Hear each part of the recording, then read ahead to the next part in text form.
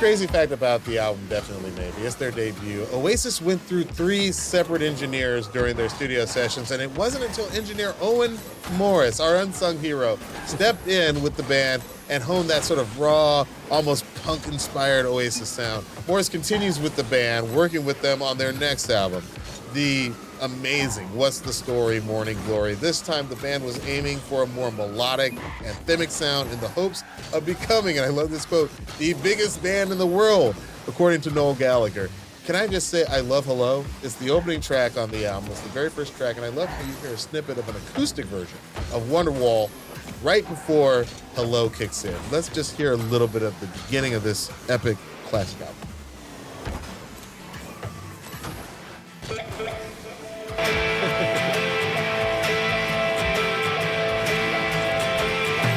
That's a perfect segue into another elephant in the room with this band.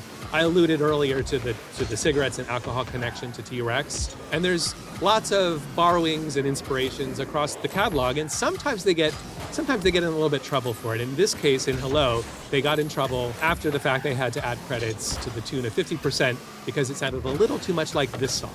So here's the portion of Hello by Oasis that was a little too close for comfort.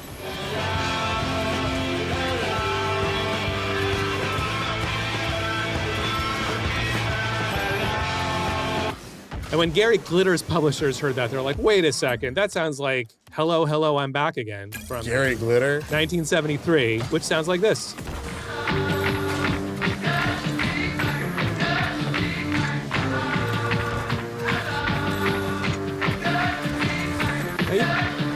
So I guess Gary Glitter's people called him up. They were like, hey, we know it's early in Thailand, but have you heard this Oasis song? But getting serious for a second, Yeah. Is that an interpolation? Is it evocation? What do we call that? It's so tricky. It just proves how case by case all of this stuff is. Because to me, that actually does cross a line because it's lyrics and melody combined. To me, that's where the line gets crossed. I think you can kind of get away with chord changes and vibe and BPMs. Yeah. When you get to melody, that's where it's really case by case. Mm-hmm. But to me, melody and lyrics is pretty clear cut. Yeah. However, I do think the amount they took was a little bit ridiculous. Crazily enough, it's 50%. That's shocking to me. That does not feel worth 50% of a song. That does not feel worth 50% of a song, but that's how it went down. So that song is now 50-50. Noel Gallagher, Gary Glitter.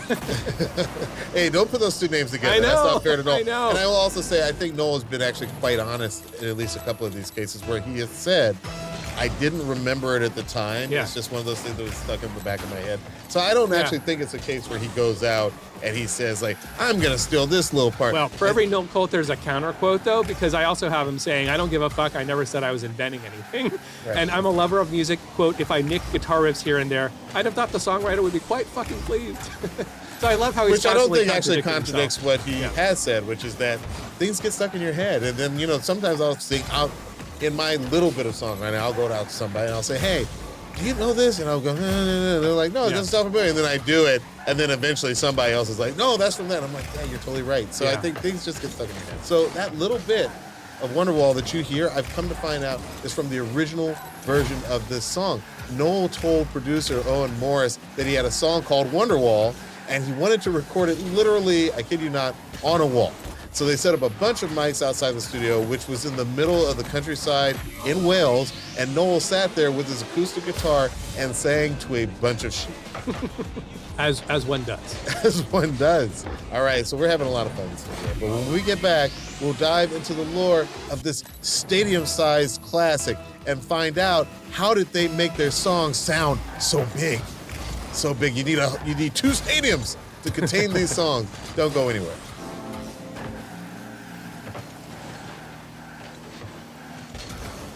As the weather cools, I'm swapping into the pieces that actually get the job done. I'm talking warm, durable, built to last. And Quince delivers every time with wardrobe staples that carry you through the season.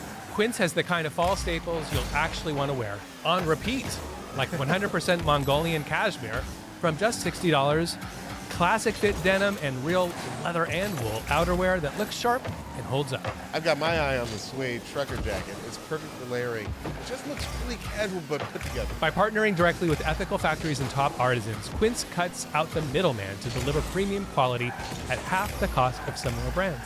So living in LA, I'd say like one of the most challenging garments for me is jackets. because it's a Yeah. strange jacket town. Like there's kind of a limited range of During like. the day, you don't usually need one. Yeah, But at night, exactly. it can get cold. But sometimes, like, you need something for the rain, but you want it to be thin, not too thick. Yeah. I found the perfect rain jacket on Quince. Well, that's dope. Really cool and thin, importantly. Rain jacket that's just exactly the right thinness for me. It's protecting me from the rain, but I'm also looking fashionable, in my humble opinion. And of course, the thinness means I'm not sweating while it's raining, which is a very specific LA situation. I totally don't. Right. Layer up this fall with pieces that feel as good as they look. Go to quince.com/onesong for free shipping on your order and 365-day returns. Now available in Canada too. That's QUINCE.com/onesong. Free shipping, 365-day returns, quince.com/onesong. Famous Amos. It's a name that is synonymous with chocolate chip cookies. He's also my dad. I'm in a supermarket, I'm in convenience stores, I'm in department stores. That's what makes Amos famous. Wally Famous Amos. He opened the first ever chocolate chip cookie store 50 years ago. When he passed away last year, I set out to understand how he became one of the most famous black men in America. I remember Dad on the cover of Time magazine. The headline was The Hot New Rich. While also leaving his life and our family in chaos. What did you think when I first told you I was thinking of doing a podcast about our family? How much collateral damage is it going to cause? From Vanity Fair, I'm Sarah Amos, and this is Tough Cookie, the Wally Famous Amos story. Available wherever you get your podcasts. Hey, welcome back to One Song. So after Noel's failed attempt at recording Wonderwall on an actual wall, he brought the song to the band in the studio to record. Now, Noel didn't have a demo or anything like that, so they built the song around his acoustic guitar part. And now we have to play that iconic opening guitar riff that someone somewhere on a college campus is playing shirtless right Probably now. pestering some poor girl.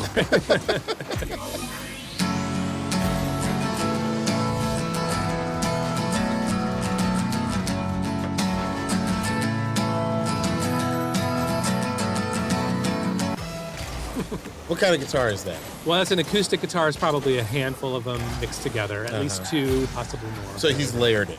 He's layered it, but also interestingly, and for the guitar players out there with no shirt, shirtless or otherwise, that it's played with a capo, which is, as you saw earlier in the episode when I played it, if you're watching the video, it's that little thing you put on a guitar that makes it go up a couple of pitches. okay. Yeah. Is So that you substitute change for a the key. finger? It could be a substitute for a finger, but it's a way to play with the same tuning as the regular guitar, but kind of up, in this case, to F sharp. But you're playing all the chord shapes that you would play, like if you were playing with the regular, E low string. What's interesting is I feel like he's playing chords, kind of, isn't he? Well, what he's able to accomplish because of the capo and the fact that there's the sort of pinned E and A at the two highest strings are just basically pinned to the notes E and A. So as he Okay. cycles through the four chords, you're always hearing those two at the top, which kind of sounds like a second guitar player is just playing those two notes. I see. And another guitar player maybe playing the regular chords. Yeah. But you can, as a guitar player, play all of those parts simultaneously. As a layman who doesn't play the guitar, sadly, I hear the four notes is like da da Yeah. da da. So that's right. The chords are 1, 3, 7, 4. 1, 3, 7, 4. Yeah, those are the Play the relative lottery chords. today. 1, 3, 7, 4. Exactly. Those are the regular chords. And of course, they are the same chords as famously Green Day's Boulevard of Broken Dreams. Walk a lonely road, the only one that I have ever known. Don't know where it goes. What year did that come out? Came out in 2004. As we've talked about many times, go back to our Olivia Rodrigo episode, just the very top of it. You don't have to go very far. It's very common for chord changes to find their way into multiple songs. Yeah. Nobody owns a Yeah. sequence of chords. And We're in not, fact, Green Day fans, calm down. We're not saying that you copied Oasis. right, exactly. Although they might have. We don't know they didn't. So the song starts with acoustic guitar, but let's start building the track. So what are the drums doing? So this is Alan Whitey White on drums, but it's Okay. not the Alan White who is the drummer for the band. Yes, that's a different British drummer named Alan White. Now, Whitey had just joined the band because they had just gotten rid of original drummer Tony McCarroll. So he's only been in the band for a handful of days. And he comes in and records one of the first songs he ever records with the band is this one. And he plays this beat.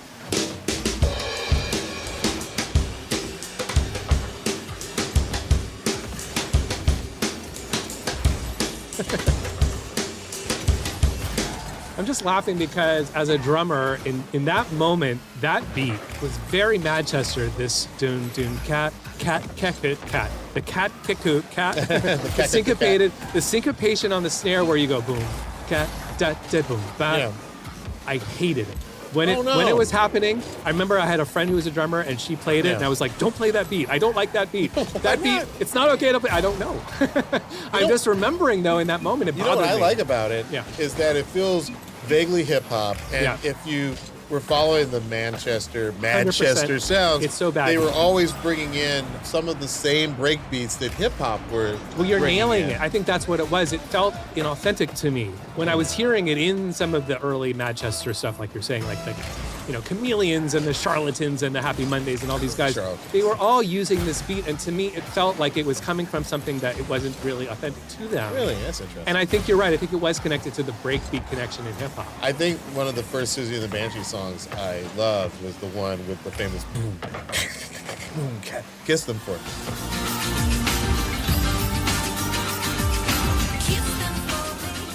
Which is a Schoolie D sample.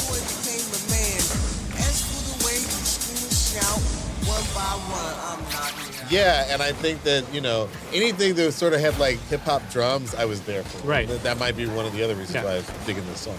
And that's so interesting. And I think that Kiss Me, that song, the Susie use, feels somehow legitimate in some way. Maybe because it's actually the sample.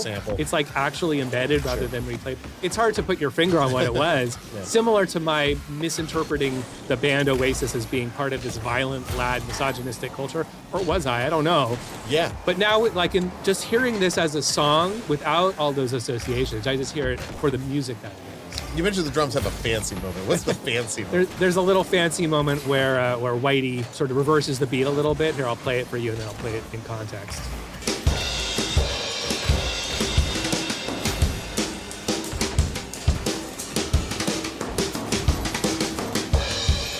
That's pretty cool. That's pretty cool. Like he threw the one in a different place where you're expecting it. Like Is he using a brush? So he's using brushes. Yeah, Yes. He's playing the ride and the snare using brushes. It's the jazz. Yeah. And it's what you do to be less loud, right? When you're a drummer, it's perfect for a ballad like this. When I used to play some set, I used to love the brushes. I thought that was the coolest sound. So let's come to the bass. Earlier you said that you find the bass parts to be somewhat boring on some of these songs. I'd be curious to know if you feel that way about Wonderwall. Well, Wonderwall has very functional bass. It's got a little bit of a groove to it. Let's hear a little bit, and then I'll give it to you in context.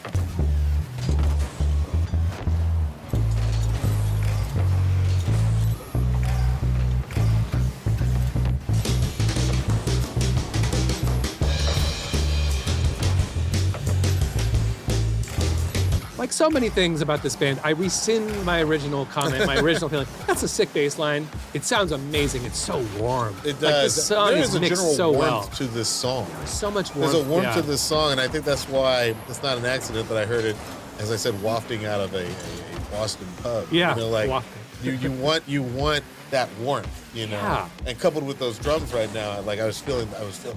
And that's what you're going to hear kind of coming through the walls and the windows is it's like an EQ cut. You're getting all the high end taken out, and those low frequencies, like in a ballad, are really rumbling, like almost like a dance song. Interestingly, this is not co-founder of the band Guigsy on bass. He's not on the song at all. This is Noel playing bass. You talked about before how the song started with the acoustic. Yeah. It starts with Noel, like recording-wise, not just writing-wise, but recording-wise, he played with an acoustic to a click track. Okay. And so the drums we just heard were added afterwards. But in between, he also threw down that bass line. So it's Noel playing the bass line, kind of like Jimi Hendrix, right? Yeah. On I did not Watchtower. realize that. And that's probably another reason why it's more of a functional bass. Yeah, very functional. Than sort of like a show off. Right, but also knowing that all the guitars and bass you're hearing are coming from the same performer, right? Again, going back to the Jimmy episode, but also we did an episode with Patrice Rushen as our guest. You remind me. She is also doing the same thing. So when you've got the same performer, it locks in a very special, unique way because it's the same person playing all the parts. Let's talk about Noel. Obviously, he's sort of like the brain trust in terms of creating this song. Right. And he's on guitar. So what can you tell us about what he's doing on this song? Right, so we've heard the iconic acoustic guitar opening, and we talked about that a little bit. Let's get into what happens a little bit later when he adds some overdubs. There is a high, plucky electric part. Let's listen, and I'll give you the context. This is in the pre-chorus. And there's an acoustic underneath that. Bring back some drums.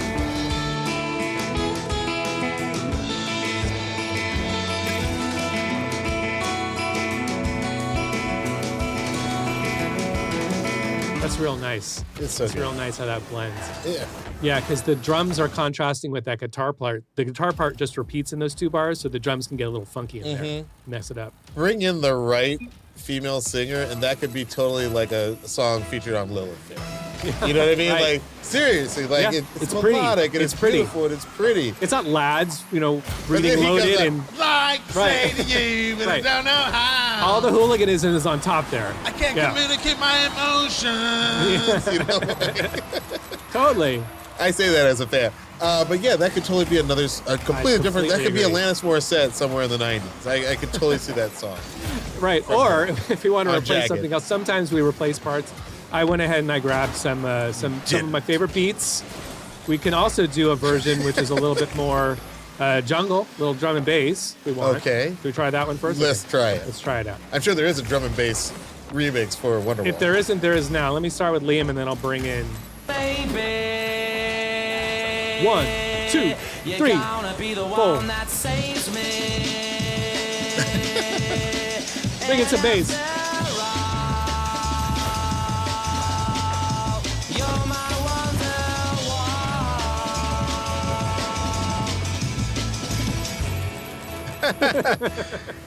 Leah, what do you think about that? Rubbish. I think it's great. I genuinely like that. I'm pretending that Liam. I'd love to hear what I think makes this song grow stronger at the end of the song, which is those amazing strings. I feel like those strings and the piano, I feel like those two things sort of take it out of just this is a great rock song into like this is cinema. Yeah. Does that make sense?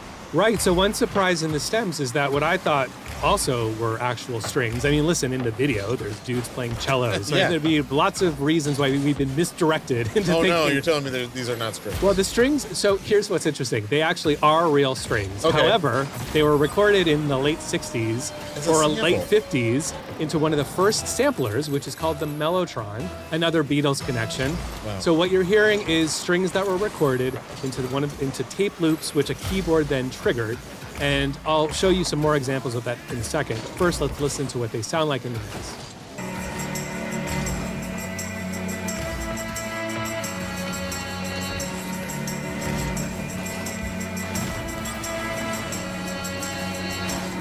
I love that. They actually Right? brought the 60s swinging England into the song literally Right? with a sample.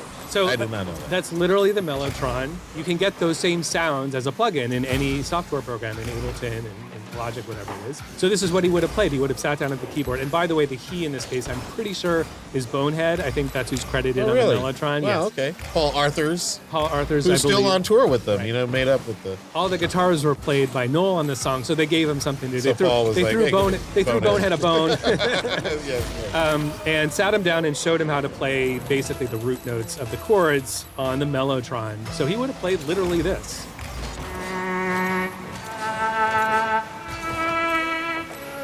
It's so melancholy. It's so melancholy. That's Yeah. a great word for it. It's very evocative. And it's really interesting because you really are hearing, those are real performances of some unknown string player in probably London in the 50s or 60s. Swinging London, Right. yeah.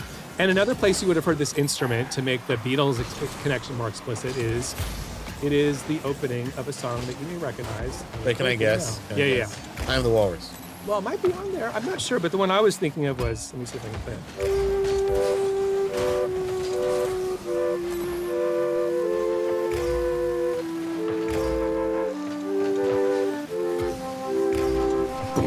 Let me take you. Strawberry Fields, yeah. That's Strawberry Fields. the use of a mellotron is very evocative, as so many instruments are, of its earliest uses. Once it's embedded in the culture because of a famous song that uses it, that's what you're going to think of. So I think subconsciously there's a Beatles influence. I was going to say, I really want us to go take a look at I Am the Walrus, because I feel like that might be mellotron use. It could be, yeah. The Beatles used it a few times, for sure. Oh, that's so exciting. I love the fact that that Bonehead's on the song. Yeah, at least he's got 4 notes to play. Yeah. And then we come to the piano, which is also a part that makes it so epic. And it's actually the piano that takes us out. Yeah. You know, the piano takes us out. It's sort of like that wonderful song by Faith No More, Epic. Yes. Which also goes out on a wonderful piano right. note. But let's talk about the piano at the end of Wonderwall. Can you play a little bit of it for us? Here it is. You'll hear it mixed in, of course, with some of the other instruments like the strings and the percussion. But this sort of piano melody that only occurs at the very end. Here it is.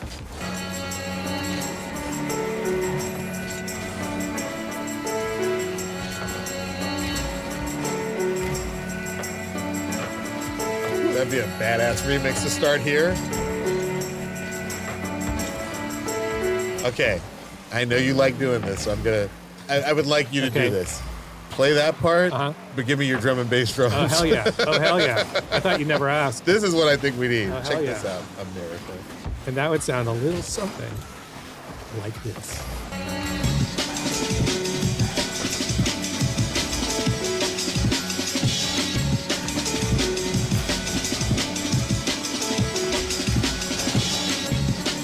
So good. So good. That would be a fun one. Really it's a fun. $1 million idea right there. You can't talk about Oasis without talking about the lead singer, and we've talked about him a lot, but let's hear his isolated vocals right now. The growl, the snare, the sound of a working class, ready to take on the establishment and the South. We see you, Damon Albarn. What can you play us from Liam? Why don't we just start from the beginning? Today is going to be the day that we hear these stems. Today is gonna be the day that they're gonna throw it back to you. By now, you should have somehow realized what you gotta do. Can I tell you what I just realized, this epiphany that just hit me? I figured it out. I figured out musically how they are bratty. It's because of that blue note, the way he leans into that. It's a tritone. The first note is a tritone. It's Don Penn time. It's Don Penn time again. That's a blue note bend. That's a blue note bend, and that is the sound of your nostril going up like Elvis or Billy Idol, the broadiness. Remember on the SWV episode we talked about how some notes make my eyebrow go up? Yeah. I think this is the note. This blue note makes this is the bratty upper lip going up. Yeah. Take that, Billy Idol. Liam Gallagher is more bratty than you. That's where the brattiness comes from. I think it's these blue notes. Wow. Today. Let's hear what he doesn't believe about us now. Okay. I don't believe that anybody feels the way I do about you now. He's such a good singer. I mean, that's I'm not the first person. That's a teenager's arrogance, though, right? You know what I mean? Like his opinion is all important. Yeah. I'm just hearing it now that it's completely stripped away and isolated. Like that's not something that would occur to a 30-year-old to say. No, but how interesting is it that it's his 5 years older brother whose words he's singing too? That's also. Whenever that happens, like again, Depeche Mode, right? Whenever it's not the vocalist who wrote the lyrics, it puts such an interesting spin on things. But it also might be like Noel talking about Liam. Right. But making Liam sing it. Or like in ABBA, right? It also happened in the ABBA episode. Yeah. It's like the breaking up couples. Yes, it's the Fleetwood Mac that we still haven't done. The next words out of his mouth are bag B, word on the street that the fire in your heart is out. Can I just say right here that I've never thought that the lyrics of Oasis, and I say this as a fan, were like to be taken at face value. In some ways, they were almost like those Beatles songs that were aggressively like, I am the walrus. Like, they're words and they're syllables that are supposed to make you feel something. Totally. And that's why I never doubted, like, Wonderwall was just, it could have been called Thunderball, which was a James Bond movie, British movie from the 1960s. You know what I mean? Sure. It could have been Thunderball. Like, the words mattered less than what they made you feel. The words mattered less. And by the way, in the grand tradition of Mancunian, like New Order, like the syllables, it just feels very quickly, not dashed off, but like not overthought. I think that's what it is. It's very quick. And it's about recognizing the poetry that comes in what you're saying. Yeah. Recognizing that there's poetry in speedily moving through sound for lyrical content. and it'll evoke for different people different things. Different things. And that can be beautiful in a different way. But they use Beatley words. You Yeah, know what I mean? yeah, like yeah. Champagne Supernova feels like something that, you can see Paul or John writing. Right. And so I felt like in a lot of ways, like, whether it was this or some of their other songs, the lyrics didn't matter quite so much as like what they seemed to evoke. Well, speaking of Beatley words, the title of this song, add to lad culture, add to all the other things that maybe I wasn't like clicking with Oasis, the fact that this song's title to me, I swear to God, it bothered me unfairly that it wasn't the word wonderful. It just seemed like it was trying to be not the word wonderful, but actually was the word wonderful. That's so interesting. I never thought of the word wonderful. Really? It just seems Never. like the original lyric and title was wonderful, and they were like, let's not be so obvious. Let's make up this word. And that bothered me, but also I was wrong. I thought it was a Beatley word. You know what I Yeah. mean? Like Wonderwall to me was like a Beatley word. Well, you're nailing it, my friend, because Wonderwall is the title of a 1968 movie about swinging London. Very psychedelic. You go back and watch it, and it's Yeah. sort of unwatchable other than it being incredible footage of that time. Carnaby Street, all these things we read about as Anglophiles years later about this time What's period. the name of the movie? The movie is called Wonderwall. Importantly, the soundtrack was written by one George Harrison. This is actually the first solo Beatle album. That's great. Was George Harrison's soundtrack to the movie, and he has a song called Wonderwall to Be Here, and it sounds like this. And he's got a mellotron on there. That's what the strings in the background are.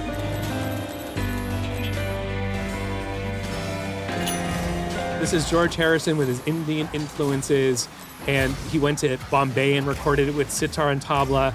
Again, the very first solo Beatles record. It was sort of obscure and out of print for many years, but in 1992, they re-released the album on CD, and Noel tells the story that he got a hold of it. Yeah. And once he heard it, the song had been called Wishing Stone, but then he was listening to that song by George Harrison. He's like, oh, wait a second. It's Wonderwall. It's Wonderwall. Yeah. And to say that you're my Wonderwall is like, if that means something to you, then Yeah. that sort of is better than just That's saying, right. like, you're my very special, cool thing. And Like, means something to him. In his quote, he goes, brilliant, I've got a Beatles connection. So it was significant I to love him that. that he could put into his song something that's connected to this band that meant so much. And listen, he's given a lot of reasons for why this is like, Yeah. there's the story about the wishing stone of it Right. all is that like, a fan came up to him after a gig and gave him a stone. Right. And that made him think of wishing stone. My father was a painter, and I noticed that he would give, I was at all his shows, and I would notice he would give different reasons, origins, even titles sometimes to pieces, Yeah. depending on who he was talking to. And one Okay. time I remember He would change asking the him, like, yeah, explanation. why does it change so much? Yeah. He was like, sometimes it changes for me. Yeah. And I think that's the right of the artist I to sort of come up with a think different that's- reason from time to time. I think that's right. I think there's a revelatory nature to making art, to making music. You maybe think it's something, but then it turns out to be something else, and that's part of the magic for the artists themselves. Totally. All right, so let's hear those Liam vocals at the chorus, man. Because maybe you're gonna be the one that saves me. Those notes are so long. It's a bar and a half. He's holding that note, and you it's can hear the breath, so Yeah. it's all legit. It's not auto-tuned. Does Noel come in on the end of the song? He does. Okay. He just does the call and response. Yeah, let's listen to that. I thought that was a I different said voice. maybe you're gonna be the one that saves me. You don't get that tag, the Wonderwall tag. Yes. Of course, they just held it. Oh, I know, they did. Cruelly. So cruel. So cruel. Okay, so now that we've heard the song Luxury, what can you tell us about the Splits? Well, it'd be a misnomer to call them splits because it's just Noel Noel Gallagher. keep it all? 100%. And that's the case for pretty much the entire catalog when he hasn't got a Gary Glitter on there or a Teach the World to Sing kind of situation. I mean, he wrote the songs, and I'm Yeah. sure that, Liam strikes me as a guy who's probably Yeah, I mean, it's all in the family, right? Yeah.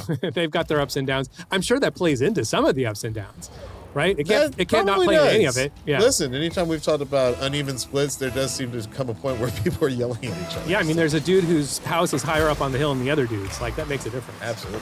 Well, listen, I feel like either way, the checks for this song are probably not too shabby Oh, they're for fine. anybody involved. Everyone involved is fine. Over 8 million copies of the single alone sold worldwide. We're talking over 1.5 billion streams and placements on countless greatest all-time lists from NME to Rolling Stone. Let's watch a clip of the Wonderwall video. Because maybe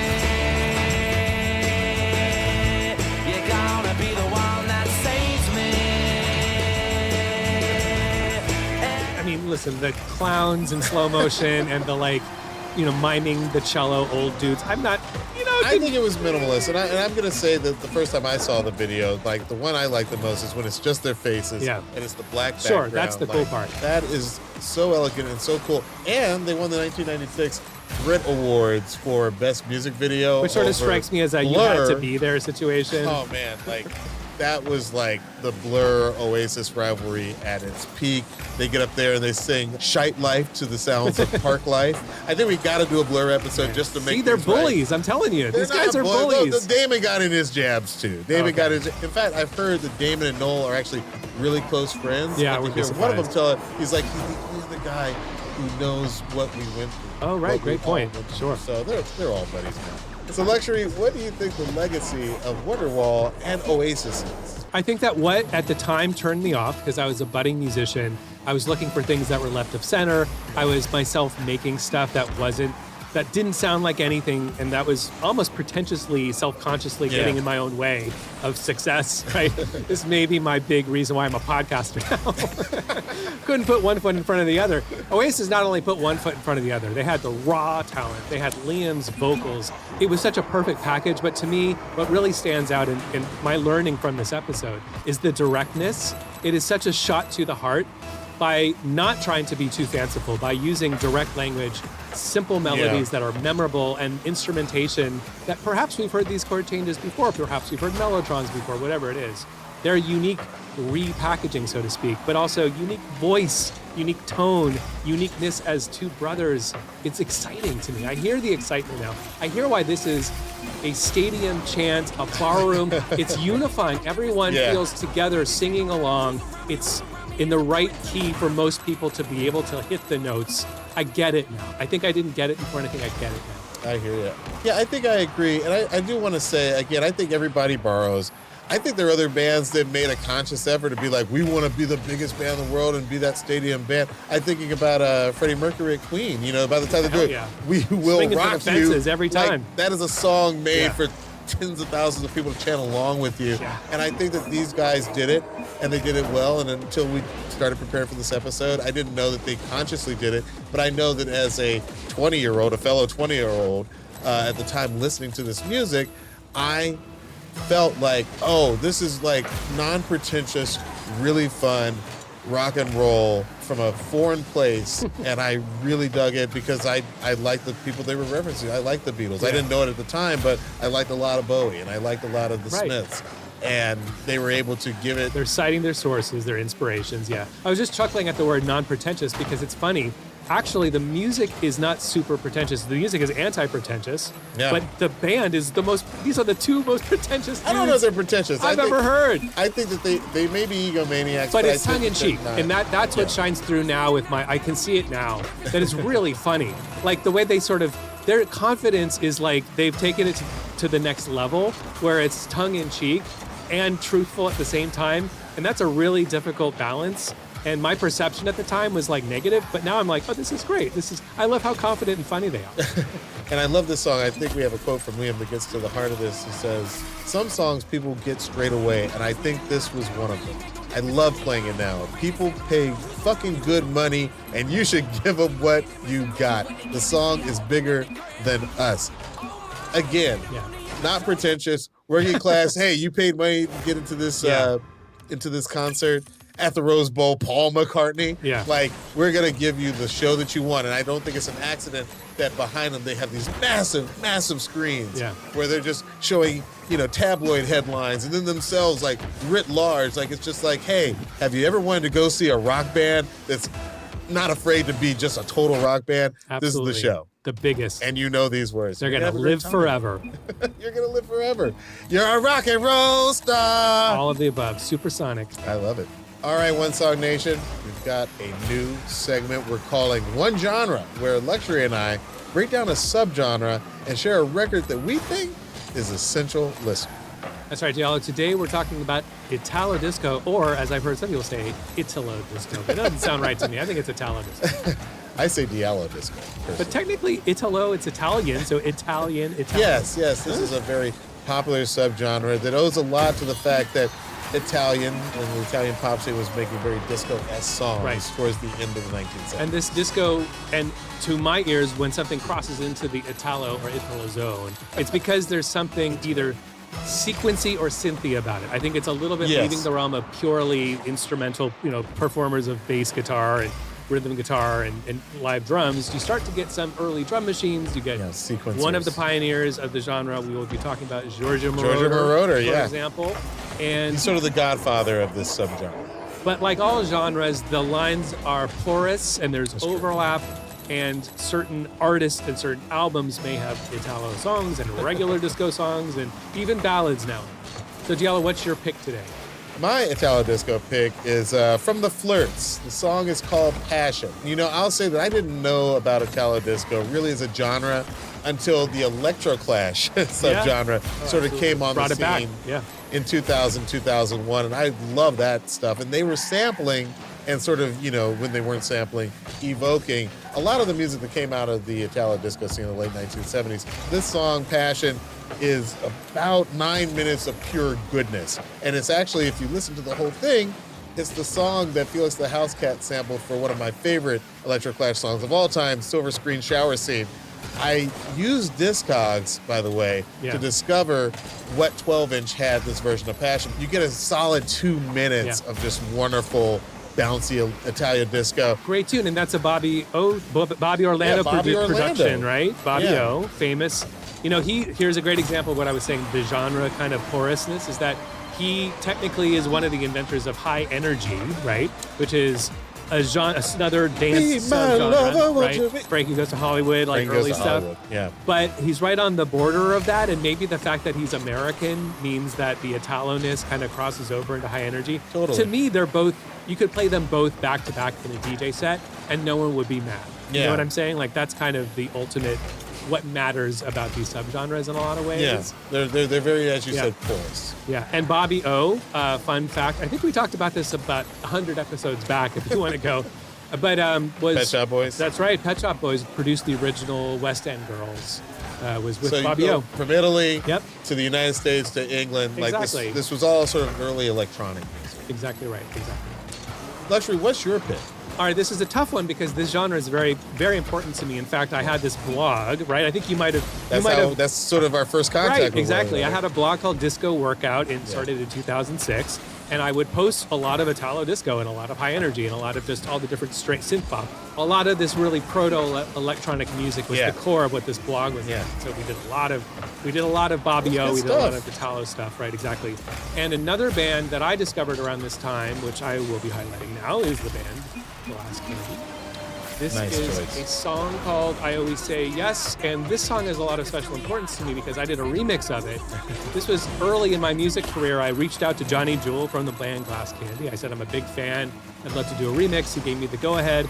And then for about a year, we would meet up in different towns. Like I met him in LA, I met him in New York, I met him in San Francisco, and we would just sort of hang out and talk. And I was such a fanboy that it was really fun for me to feel like another musician treated me like a peer. Somebody you liked. Exactly. Yeah. So that was very important, and I want to just thank you, Johnny Jewel, if you're out there. It really meant a lot to me that you kind of vouched for my legitimacy by allowing me to participate in your incredible band and your musical legacy.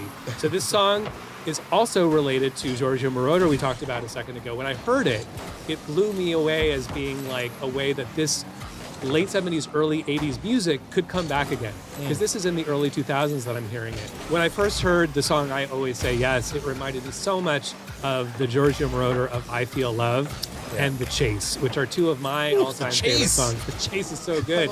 From the movie Midnight Express, which terrified me when I saw it as a kid. I still haven't seen Turkish prison. I heard it has bad stuff. Horrible. You do not want to be an American in a Turkish prison. But we love that. Giorgio. We love E equals MC squared. Nights in White Satin. Just so many. I mean, the man is a legend. He also did this project called Munich Machine. This is his work as well. I don't know Munich Machine. Yeah, Moroder is at the heart of so much of the music that Diallo and I both love. So we talk a lot about how genres have a musical component, a geographical component sometimes, and a time component, like era. So punk existed in the 70s, but it still exists now. It's just, it's a different form of punk. In the same way I'd say Italo disco lives on in spite of its legacy being kind of firmly planted in Italy in 82 or 83, you can still make Italo disco music. I make Italo disco music. Some of my music is very much inspired by it. So Glass Candy is a great example of that to me. So those are our one genre picks for Italo Disco. Let us know what you think about them in the comments. And if you want to hear our selections, please check out our one song playlist linked in our episode notes. But don't give us your opinions of us in the comments like you guys so love to do. We're not interested in those. As always, you can find us on Instagram and TikTok. You can find me on Instagram at Diallo, D-I-A-L-L-O, and on TikTok at Diallo Riddle. You can find me on Instagram at LUXXURY and on TikTok at LuxuryXX. And you can follow our podcast on Instagram and TikTok at One Song Podcast for exclusive content.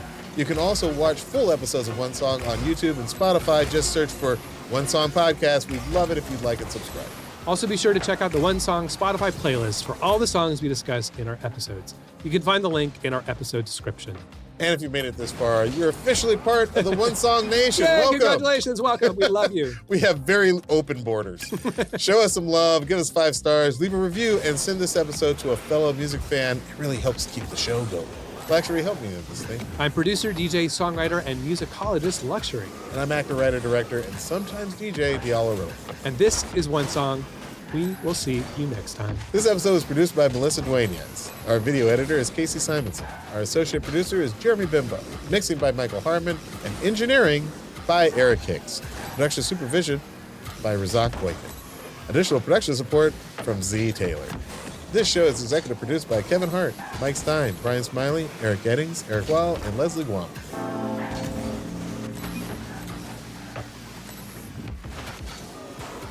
So Luxury, today we're talking about a track that isn't just a song, but a declaration of desire, freedom, and self-expression. That's right, Diallo. With its Prince-worthy grooves, it marked a turning point for Janelle Monáe, revealing a more playful, unapologetically sensual side of her artistry. That's right. We're talking one song, and that song is Make Me Feel by Janelle Monáe.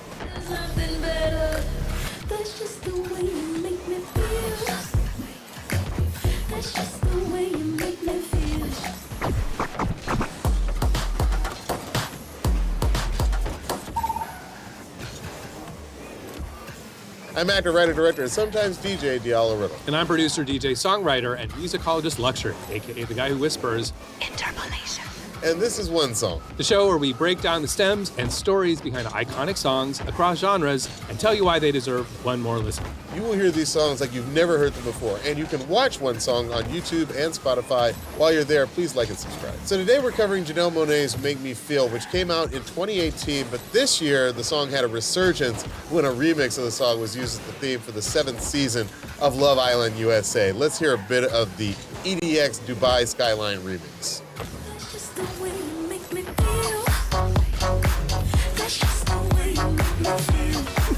I'm raising the roof. Man, that takes me back to a time not too long ago when all we ever saw was, very attractive people cooking breakfast and talking about who they wanted to hook up with. Are you saying that you watched all 7 seasons of Love Island? Not all 7 seasons, my friend, but the last 2 have been kind of appointment. I've never watched it. Am I missing out on something? What am I missing out on? Man, I feel so... Listen, I am not ashamed. I do watch some reality shows, and Love Island in the summertime, they kind of go well together. Okay, well, I'll give it a shot on your recommendation. I feel like this can only end badly for me, and your trust of me. Here's what I found interesting. I knew the song. Yeah. I even knew that this was a remix that I had spun out on gigs, but I had to Shazam it. I had to try and figure out what was this song, who sang this, and I was so surprised when it came up as Janelle Monáe because I consider myself a Janelle Monáe fan. She's one of those artists who I feel like has such a distinct look, but it's really hard sometimes to pin down her sound. Right. Good point. Right. And I think it has a lot to do with the fact that she wears her artist card on her sleeve. She changes her vocal arrangements. Think about a song like Pink, P-Y-N-K, Pink. On that song, she sounds not quite like the person you hear on Make Me Feel.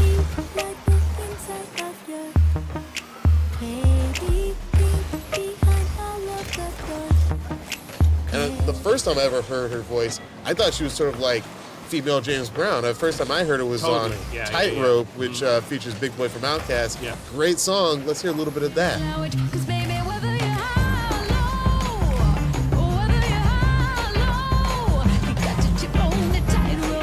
definite Pharrell happy vibes going on there. And not to mention James Brown. Yeah, it's just, I feel like that could be three different singers singing those three different songs. eras, by the way. Yeah. And that's one of the reasons I wanted to do this episode is because I wanted to give Janelle her flowers and say, hey, we see you like wearing these different, I don't want to call them masks because that sounds pejorative, but like, wearing these different styles.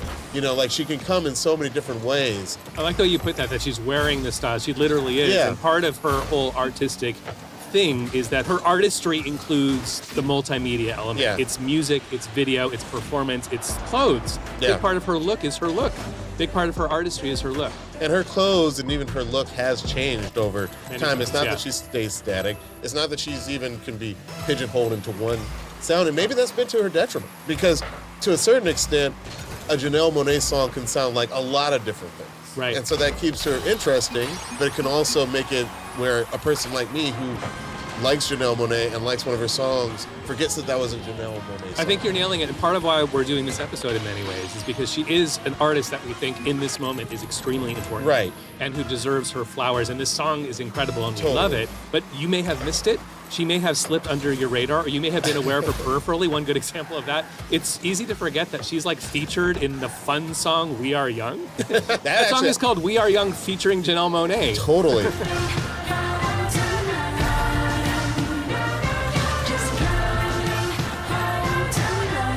And by the way, I think that her co-sign was one of the reasons I first picked that song up. Like, oh, well, Janelle says these guys are cool. Yeah. I think. Oh, right. Good look, point. when we do the show, there are plenty of times when we're doing it about an artist, Stevie Wonder, Ozzy Osbourne, like so much of their story has already happened that it's very clear. They've had decades to establish their artistry. Exactly. Right. It's clear to like here's the song you've heard so many times, and here's the legacy that we're all sort of agreed is gonna This is a different kind of episode in the sense that this is an artist whose legacy is still being painted every day. So that's one of the reasons we're excited to do this episode.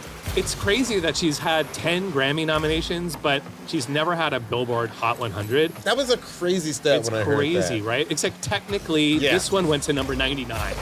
Right, but barely. She barely cracked it. Yeah. And actually, on another technicality, another double asterisk would be that fun "We Are Young" went to number 1, so she's on a number 1 song. Yes, it's not one of her solo songs, but she is technically on that song. That's exactly. correct. And another thing that we're excited to talk about is how both as an artist, but even in the song, there's a lot of ambiguity, wonderful ambiguity. It's gender fluidity and it's genre fluidity. And it's maybe no surprise that she cites as two of her biggest influences, Prince and David Bowie. Yeah. Two of the godfathers, if you will, or godparents, if you will, of genre bending and gender bending, for the past 40 years The of fluidity. pop music. Right, the fluidity of it all, right. So let's listen to a bit of Janelle Monáe's favorite David Bowie song. This is Moon Age Daydream.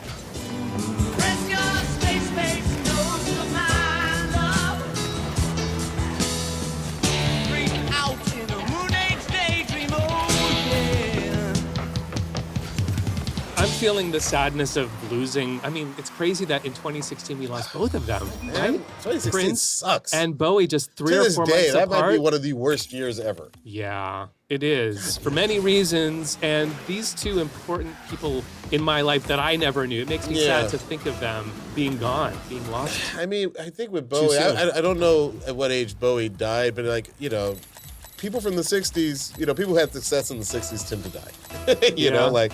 I know. We need to get used to it, but it's still hard. But Prince, I just always felt like I did not see that coming. And it's just, it bums me out to this day. But speaking of Bowie's influence, can we talk about her world building, which definitely leans into sci-fi themes and aesthetics. There's some Afrofuturism going on there. For Dirty Computer, she released a companion film that tells the story of an android who's living in a dystopian future under a totalitarian regime that wants to get rid of the world of so-called dirty computers. Let's watch a clip where her character is captured to be clean. Twice in heaven. Uncle Sam kissed the moon. They call this place the House of the New Dawn. This place where they drained us of our dirt and all the things that made us special. I mean, this is why I'm so glad we're doing this episode, because I feel like in some ways her brain is how my brain works. Like there's sometimes like, oh, I want to like direct a movie, or sometimes I'm like, oh, I just want to write a show. And there's sometimes I just want to show up as an actor, get the script, and then just go. And the script will be my guy. Like, there, she's got so many ideas and so many feels and interests. And even that music at the end that sounded sort of synth-wavy, like, amazing. I love that you're saying this because it really, absolutely, there's some artists that the core of their artistry is the idea, and the execution of it could be musical, could be lyrical, musically, could be musical, musically, could be visual, could be storytelling in a film form. But I think that there are also musicians who are just incredible drummers, and they have other ideas, but like that is their artistry. It's all in how they hit the skins. Yeah. And there's everything in between, of course, and Janelle Monáe really does stand out. Maybe in all of our episodes we've had everything on that spectrum, but she's with the Bowies of the world, and maybe the Lady Gagas to a certain degree. Yes. Where expression comes in many forms, including music, and importantly music, but not only in music. Not only in music. We talked a little bit about Bowie already, but another one of her musical heroes was actually a mentor to her, and we're talking about Prince. He was a big supporter of her really early on. In 2010, when the BET Awards had a Prince tribute, he handpicked Janelle to perform Let's Go Crazy. Let's watch a bit of her performance. Oh no, let's go crazy. Let's get nuts. Look for the purple banana till they put us in. Can I say something about Let's Go Crazy? There's something so infectious about the BPM and the arrangement that I couldn't even watch that without like moving my foot in time to the beat. And I even woke up this morning ironically thinking about how lucky I am to have been alive when that song came out. Because can you imagine a pop song that starts off with essentially like, it's not a prayer, it's not a sir, he says dearly beloved, it almost sounds like the officiant at a wedding or something like that, but like, that's how the song starts. Right. And it was a big radio hit. And it was a huge radio 30 seconds of wobbly organ. Yes. And then when the drum beat comes in, when he starts talking about the elevator shrink in Beverly Hills. Well, yeah, specifically it says, we call that shrink in Beverly Hills. You know the one. Doctor, everything will be all right. Like, how did that song ever become a radio hit? It breaks so many. It's so incredible. What an incredible song. And so cute to watch him in the audience watching her with a little smirk on his face. With a little smirk and so also like, adorable. I don't know if you caught it, like it almost felt like, like a parent sort of like, yeah, she's doing proud. So good. She's doing so, yeah. in the 8th grade play or something. Yes. Absolutely. You kind of want him to like be like mouthy the words. But great clip. I love that clip. Or I'm picturing him with like his hands up here, like little clapping. I mean, that's basically his vibe. High clap, yeah. His face has this vibe. So Prince worked with Janelle on a track on her second album, Electric Lady, called Giving Them What They Love. He played guitar, bass, and also sang on the track, so let's hear a little bit of it.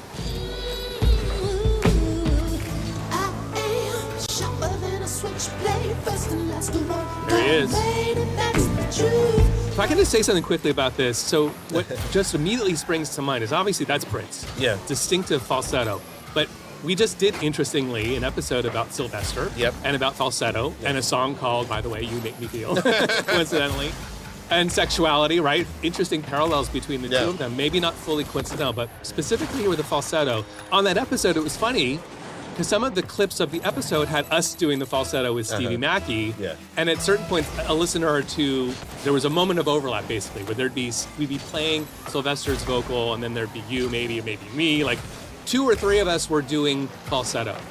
And to a certain degree, it was a little indistinguishable momentarily, but I knew immediately that was Prince's falsetto. Mm-hmm. Falsetto is really difficult to get personality into because you are losing huge percentage of what goes into making the sound. You're eliminating that. You're just getting to the high breathiness of it all. But I knew that was Prince. One note of his falsetto is so distinctive. I found that really interesting. That is interesting. I never thought of falsetto as being something where you lose a little bit of the personality. You do lose a little bit of it. Obviously, the incredible singers like Sylvester and, Barry Gibb are able to keep. Curtis Mayfield is another one. You can tell when it's them, but when it was me or you, maybe, no shade to us. But so falsetto is really hard to master. Anyway, Prince, very distinctive falsetto. And I love the story about how Janelle and Prince got connected. She said one night after a show, she gets a phone call, and the voice on the other end is like, "Hello, this is Prince. I'm sorry I couldn't make it your show." First off, this is the same thing that happened with Outkast. Andre 3000 says that he gets a phone call after they're reuniting at Coachella, and it's like Prince, and he's just like, "Hey, this is what I would have done differently," or whatever. So Prince was just making calls, man. We got on the phone. First thing he said was, "You know what your problem is? You don't understand how big you are." He was like, "This artist and that artist, they wouldn't even be here if it wasn't for y'all." I just can't imagine the scenario where you receive a call like that, and you're not like screw you. Like, this is like, it's unbelievable. Yeah. There's no way that you would immediately just go with it. But totally. I mean, that's exactly right? how Janelle Being was. She was like, incredulous. no, this has got to be some kind of Nuh-uh. a joke. Right. But no, it was really Prince. Wow. He told her he loved her voice and how she was taking control of her career. And then he invited her and her band to come over that night for a jam session. I mean, like, this is her that's hero. quite the cosign. This Incredible. is like Wow. Kimmel meeting Letterman or, you know, Kendrick meeting Tupac. Like, I can't imagine how excited she is. Insane. I mean, who would be your crazy phone call? Like, you'd be like, no, this is obviously. I mean, it's just popped in my head, but if Barack Obama called me, I'd be like, I could kind of see it I happening. like that it has nothing to do with music. I It's can just like- kind of be like, oh, it makes sense that he'd be calling me. Sure. Unless of Barack course. wanted to make a song with you. Now, that would really be interesting. And what would it sound like if Barack Obama was calling me, Diallo? What do you think that might sound like? He'd be like, Michelle? He'd call me Michelle. And you'd be like, no, this is luxury. You'd be like, oh, yeah, love the podcast. Which, by the way, also sounds like Jimmy Jam calling you. We always joke that Jimmy Jam sounds like Barack Obama talking about Janet Jackson. I am going to ask you the same question, but let's pretend it's the only voice that I'm capable of doing. Let's pretend it's Ronald Reagan calling you. Well, that's the only voice I can do. I'd be like, Ronnie, you were wrong about a lot. Well, I can just do one word of one voice. That's it. Pretty solid. Thank you. But who would be your version of like that crazy phone call? You know what? I'm gonna say Pharrell. That would be a real. And by the way, That feels doable too. I've spoken to Pharrell. That feels not impossible. Oh, you've already talked to him? He came But on. he's still your he came dream. on Fallon one time, and he was pitching us some jokes that were like, honestly, they were never gonna happen. We were on NBC, Yeah. and there was a lot of swearing. But that's Okay. gone into that comedy, and I don't think you can believe a lot of it. But so I did talk to him that one time. But if he called me and was like, "Hey, let's make some music," like then I'd be like, "Oh man, Dude. oh yeah, dude." From your lips to Pharrell's ears, to on high, 500,000 listeners on the Mount Rushmore of amazingness. Give me Pharrell. It was a tragic loss, as we've talked many times about on the show. When Prince died, we all felt it, but Janelle felt it particularly as he was her mentor. And apparently, Prince contributed to the song we're talking about today. Now, here's the thing. The way in which he contributed is unclear. And as we listen to the stems a little bit later, let's put, double down on our listening ears into the micro of it all to see if we can figure out what feels particularly Prince. I have a hypothesis or two. Okay. But across all the research and across all the quotes, we've had very broad statements about his involvement. For example, it's been said that he made some music and equipment recommendations, quote unquote. Okay. Apparently, for example, Gary Newman was one of the musical references that That's he cited. so interesting. Like the Venn diagram of like Prince fans and Gary Newman fans, by no means like not a strong Venn diagram. Yeah, so to absolutely. speak. But like I don't ever think of like someone like Gary as being on Prince's radar that Right. much. You know what I mean? Yeah.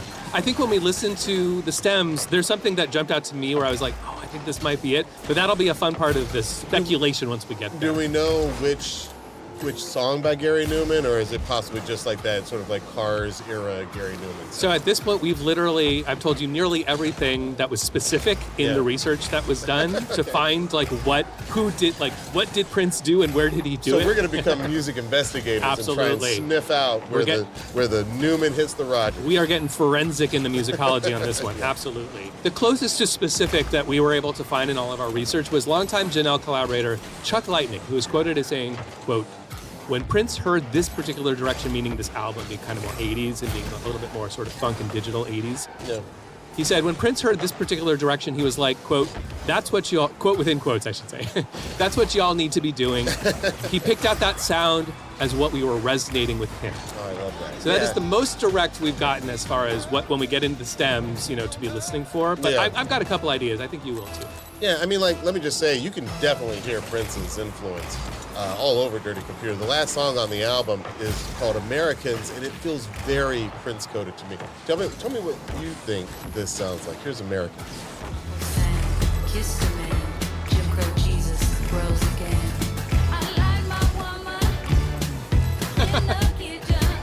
Wonderful how we have just a classic evocation combination. Like, I love it when this a small similarity is... Here I say the similarity is evocative. the BPM, right? It's the BPM and the beat. The snare, With it's the like drums. 192-ish or something. Boom, ka-dum, ka, Dun, dun. And so between that beat Yeah. at that BPM, Yeah. and then there's this one moment where you hear dun dun, like the notes go dun dun. I'm like, Yes. "Let's Go Crazy" by Prince. Yes. Happened to be conjured in my mind in that moment. But also, I'd From these point out- sounds and the BPM. Oh, I agree, but I'd also even point out that even her dry delivery Yeah. of that Oh, great monologue point, sounds yeah. a little bit like Yeah. his prayer, if you Yeah. will, at the beginning of Let's Go Crazy. And there are one or two little additional Lindrum sounding sounds, Yeah, like the Lindrum. famous knocking sound that he uses and Yeah. the clap. Just little That syncopated knock is parts. so distinct. I feel like It's he so owns that distinct. knock. He owns that knock, especially when he puts it through a flange. Yeah. I really love how these little teeny pieces, Yeah. and that's 1% of the sonic picture. 99% is a completely new composition, but this tiny little slice of it evokes that Prince-ness, which I love. It's a nice little homage. Okay, well, we're going to take a quick break, but we're going to unravel more Monet mysteries when we get back. We're going to find out which Prince song Janelle took inspiration from, in particular, for her song, Make Me Feel, when we get back.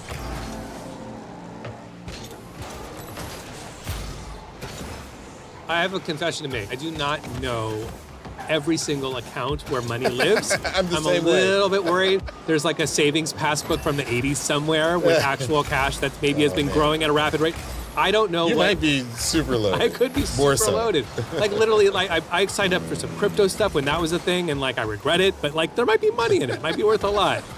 So what's the answer, my friend? You can feel organized and confident in your finances with Monarch Money, an all-in-one personal finance tool that brings your entire financial life together in one clean interface on your laptop or phone. All of your accounts right in one place. You can't miss it. It's a I snapshot. love that.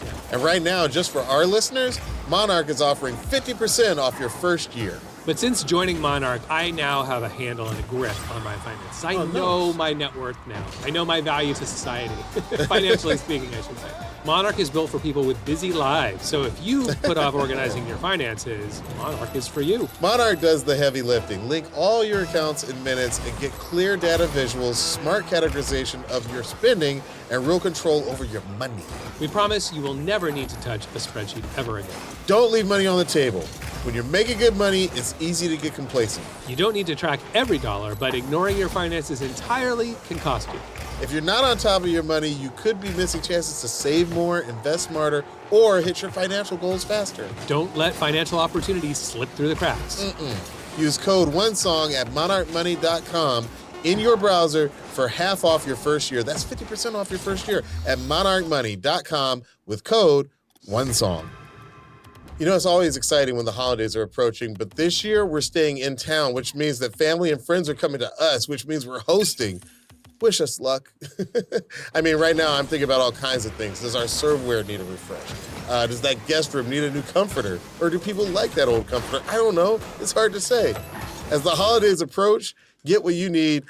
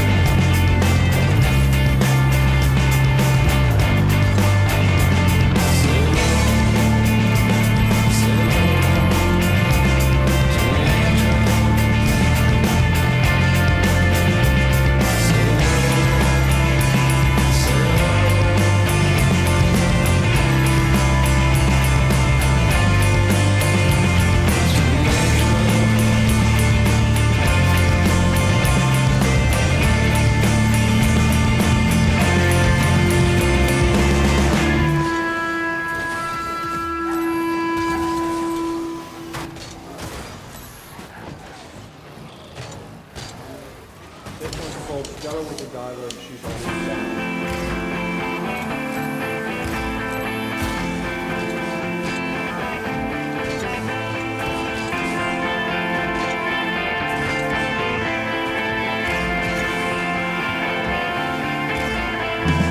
When she walks down the street, knows there's people watching. Building fronts are just fronts, hide the people watching. She once fell through the street, down a manhole in that bad way. The underground drip, just like your stupid day.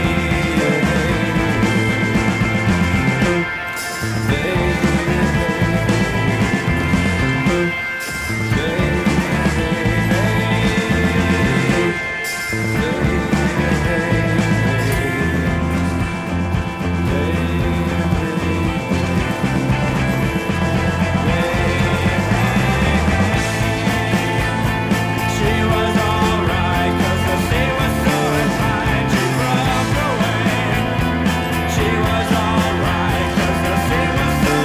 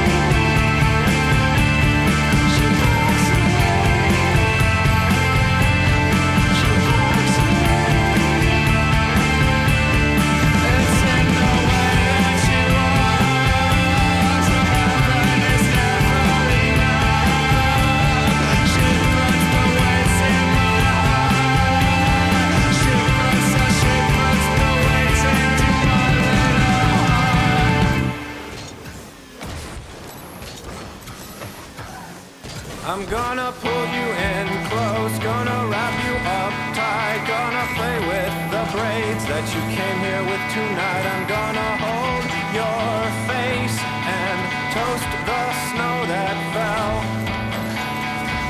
Because friends don't waste wine when there's words to sell.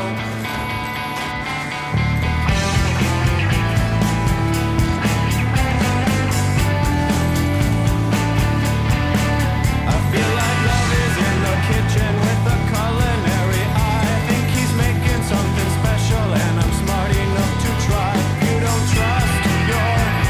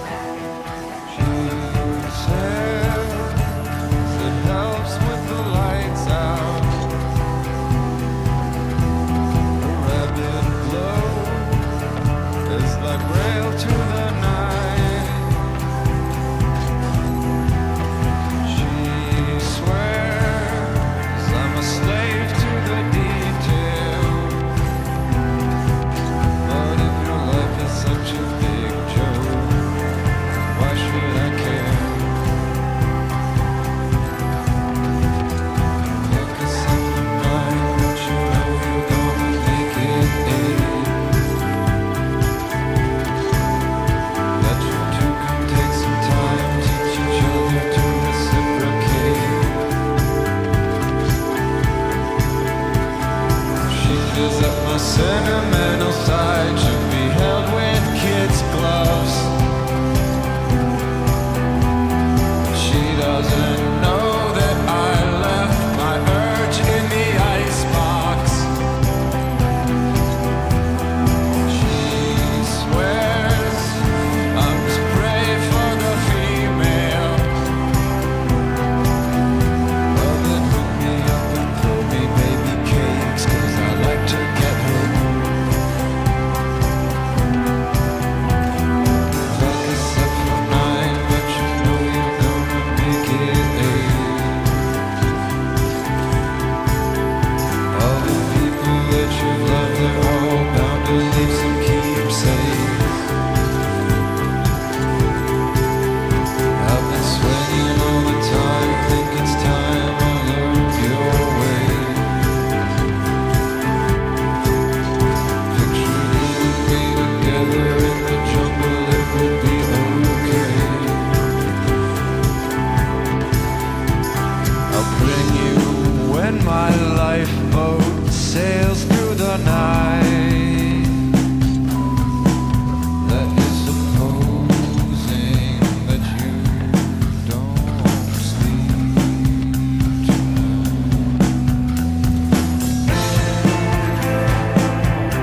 It's like learning a new language. Helps me catch up on my mind. If you don't bring up those lonely parts, this could be a good time. It's like learning a new language. You come here to me, we'll collect those lonely parts and set them down. You come here to me.